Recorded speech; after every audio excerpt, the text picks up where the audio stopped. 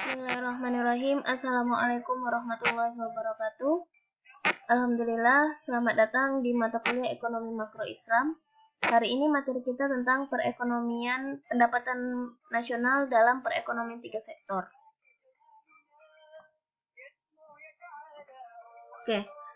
Perekonomian 3 sektor adalah perekonomian yang terdiri dari sektor rumah tangga, sektor perusahaan, dan sektor pemerintah.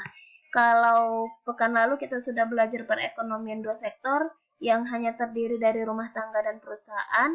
Kali ini kita belajar perekonomian 3 sektor yang terdiri dari rumah tangga, sektor perusahaan, dan sektor pemerintah. Nah, jadi dengan adanya campur tangan pemerintah mengakibatkan dua perubahan. Kalau ada campur tangan pemerintah berarti ada kebijakan pajak ya. Jadi dua perubahan itu, yang pertama, pajak membuat pemerintah melakukan pembelanjaan, maka akan meningkatkan perbelanjaan agregat. Nah, jadi dengan adanya pajak, maka pendapatan negara kan meningkat. Nah, jadi dengan itu pemerintah bisa mengeluarkan untuk perbelanjaan negara. Jadi itu akan meningkatkan perbelanjaan agregat. Berarti konsumsi pemerintah. Kemudian yang kedua, pajak akan mengurangi pengeluaran agregat melalui pengurangan konsumsi rumah tangga dan sebaliknya. Jadi pengeluaran agregat juga bisa dikurangi dengan pengurangan konsumsi rumah tangga. Jadi dengan adanya pajak, maka konsumsi rumah tangga akan berkurang. Karena apa? Karena kalau misalnya ada pajak, berarti kan pendapatan rumah tangga berkurang. Nah, kalau pendapatan rumah tangga berkurang, berarti konsumsinya juga berkurang.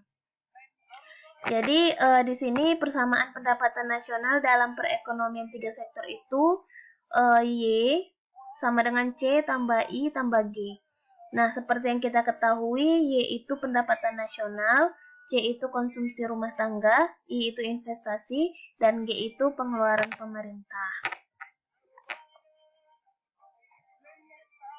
Oke, ini ada aliran pendapatan nasional dalam perekonomian 3 sektor. Tadi kita ketahui ada rumah tangga, kemudian ada perusahaan, dan ada pemerintah. Jadi perusahaan dan rumah tangga ini akan memberikan pajak kepada pemerintah. Kemudian pemerintah ini akan mengeluarkan akan ada pengeluaran pemerintah ke perusahaan. Nah, kalau dari sini perusahaan rumah tangga akan memberikan input pasar faktor produksinya ke perusahaan. Kemudian dengan rumah tangga memberikan faktor produksinya ke perusahaan seperti apa? Seperti tenaga kerja, tanah. Nah, jadi perusahaan akan memberikan gaji dan upah, sewa, bunga, dan profit kepada rumah tangga. Jadi tenaga kerja itu akan dibayar gaji atau upah kan, kemudian tanah itu bisa sewa, bunga dan profit itu ke rumah tangga. Nah, kemudian di sini rumah tangga akan mengeluarkan konsumsinya kepada perusahaan atau sebagai produsen. Nah, perusahaan ini akan membeli barang atau jasanya kepada rumah tangga. Nah, di sini ada tambahan, misalnya rumah tangga itu memiliki kelebihan konsumsi, dia akan saving, menabung, jadi dia butuh lembaga keuangan. Nah, dia akan menabung di lembaga keuangan. Lembaga keuangan ini karena sudah ada uang di dalam perusahaannya, maka dia akan menyalurkan dananya itu kepada orang yang membutuhkan. Siapa? Yaitu penanam modal. Jadi dia akan memberikan dananya ke penanam modal, kemudian penanam modal itu akan menginvestasikan dananya ke perusahaan. Nah, seperti itu aliran pendapatan nasional dalam perekonomian 3 sektor.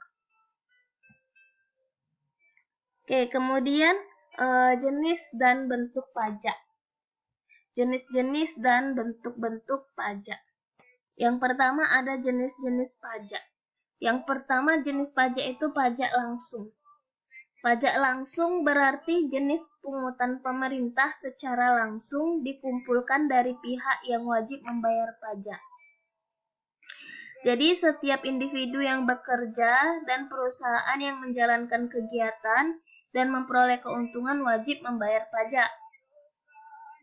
Pajak yang dipungut dan dikenakan ke atas pendapatan mereka dinamakan pajak langsung.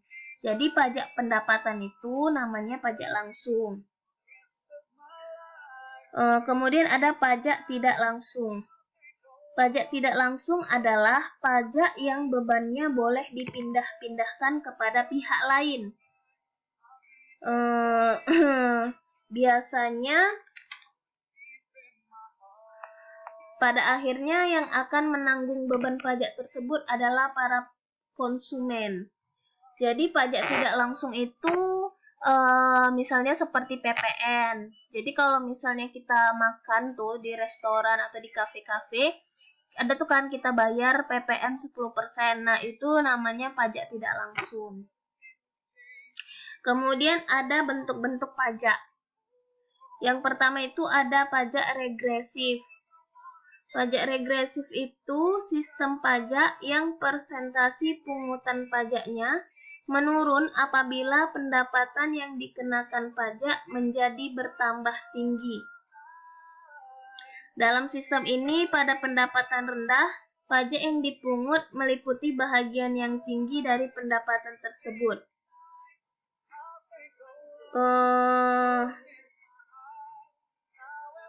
Pajak regresif ini contohnya itu pajak impor dan pajak penjualan. Kemudian ada yang kedua, pajak proporsional.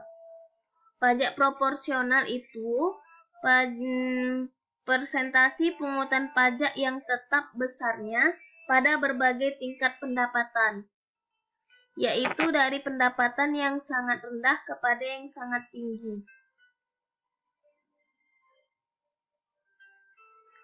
Itu pajak proporsional.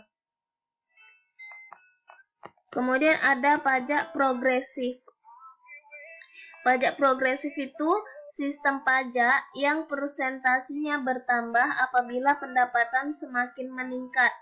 Dinamakan pajak progresif. Pajak progresif ini contohnya pajak pendapatan. Jadi kalau misalnya pendapatannya sampai 500.000, persentasi pajaknya 2%. Seperti itu misalnya. Tapi kalau udah di atas 500.000 sampai 2 juta itu pajaknya 4%. Jadi meningkatnya pendapatan meningkat juga persentasi pajaknya. Nah, seperti itu contoh jenis-jenis pajak dan bentuk-bentuk pajak. Kemudian dampak pajak terhadap konsumsi dan tabungan. Nah, ini saya ilustrasikan dengan contoh soal. Jadi kalau misalnya dia konsumsi sebelum ada pajak itu nilainya 667. Nah, setelah adanya pajak, kita masukkanlah rumusnya YD sama dengan C kurang T. T ini pajak ya, C ini konsumsi. Jadi 657. Kemudian kita cari konsumsinya 100 tambah 0,85 YD. YD 657 tadi. Nah, C-nya jadi 658. Jadi sebelum ada pajak konsumsinya 667, setelah ada pajak konsumsinya 658. Nah, ini dampak pajak terhadap konsumsi dan tabungan. Jadi dengan adanya pajak maka akan mengurangi konsumsi dan mengurangi tabungan. Kemudian dampak pajak terhadap konsumsi tadi pajak tetap ya. Nah, sekarang dampak pajak terhadap konsumsi dan tabungan, tapi ini pajak proporsional. Pajak tetap berarti dia meningkatnya pendapatan, pajaknya tetap. Kalau ini akan mengikuti proporsional, dia akan mengikuti pendapatannya. Jadi kalau misalnya pajak proporsionalnya itu 0,05 Y ini pendapatan tadi kan. Nah, jadi sebelum adanya pajak 667 konsumsinya, setelah adanya pajak proporsional 5%, konsumsinya jadi 639. Nah, berarti dia akan mengurangi lebih banyak ya pajak proporsional ini. Jadi dampak pajak terhadap konsumsi dan tabungan ini bisa kita lihat dari ilustrasi contoh soal ini. Oke, kemudian kita masuk ke perekonomian 3 sektor dalam perspektif ekonomi Islam.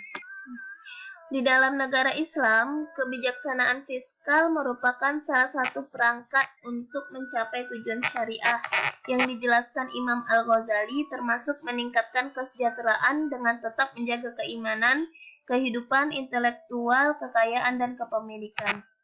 Nah, dalam konsep ekonomi Islam, kebijaksanaan fiskal bertujuan untuk mengembangkan suatu masyarakat yang didasarkan atas distribusi kekayaan berimbang, dengan menempatkan nilai-nilai material dan spiritual pada tingkat yang sama. Jadi ini yang menjadi perbedaan kebijakan fiskal dalam Islam dan kebijakan Islam dalam sistem ekonomi pasar. Nah, di sini perekonomian 3 sektor dalam perspektif ekonomi Islam ada persamaannya, yaitu Y sama dengan C1 tambah S tambah Z tambah T. Jadi Y itu pendapatan nasional, C1 itu konsumsi individu yang membayar zakat. Kemudian S itu saving atau tabungan, Z itu zakat, T itu pajak. Nah, seperti itu pembahasan kita perekonomian 3 sektor. Jadi ada perbedaan dari yang pekan lalu sama yang sekarang. Kalau yang sekarang itu menggunakan kebijakan pemerintah, kalau yang pekan lalu tidak menggunakan kebijakan pemerintah di dalamnya. Oke, terima kasih atas perhatiannya. Semoga bermanfaat. Assalamualaikum warahmatullahi wabarakatuh.